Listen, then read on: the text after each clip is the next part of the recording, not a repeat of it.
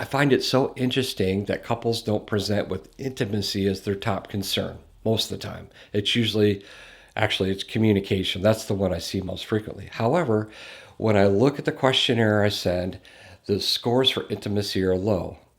Now, I think they're not reporting it because they maybe don't see it as a huge deal because they're like, we want to be together. It's just we're not finding the time and life is busy. And at the end of the day, we're tired. All right.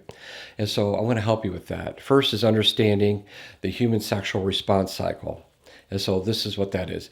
The first step is desire, which encompasses your thoughts and your fantasies. And that leads to arousal, which is touch and the act of sex, which hopefully leads to the next step, which is orgasm and then resolution. All right. So in a perfect world, desire comes through fantasizing and thinking about our partner throughout the day, and they're doing the same. And when we get home at night, we have enough drive and enough thoughtfulness to be together. But that isn't always the case. So what you can do is switch arousal and desire. But this is where it gets tricky. So let's say your husband reaches out and he makes his move, and you know what that move is. It's a back rub or whatever, all right?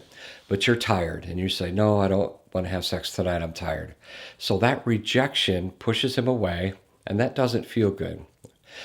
Now, the chances of you increasing the span between you getting together grows and grows the more often that rejection comes. And that could, now you're going into weeks or months or even years. Now, if it goes into years and months, there's probably something else going on. All right. So that's one piece of it.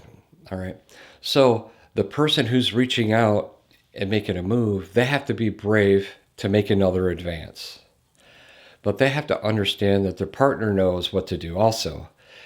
When you get touched and you're tired, you have to be comfortable with that. You have to sit with that uncomfortability and your desire to say no long enough for your brain and your body to remember that you like that feeling.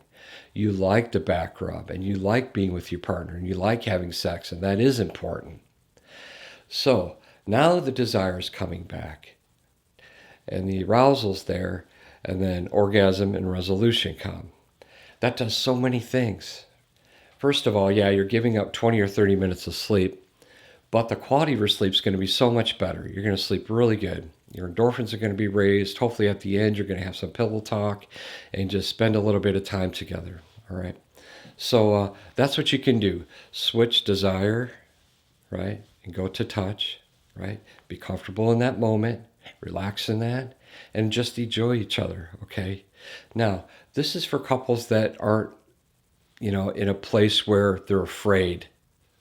Some couples are not making advances or accepting advances because there's some fear involved, or they're afraid they're going to get hurt or something like that, all right?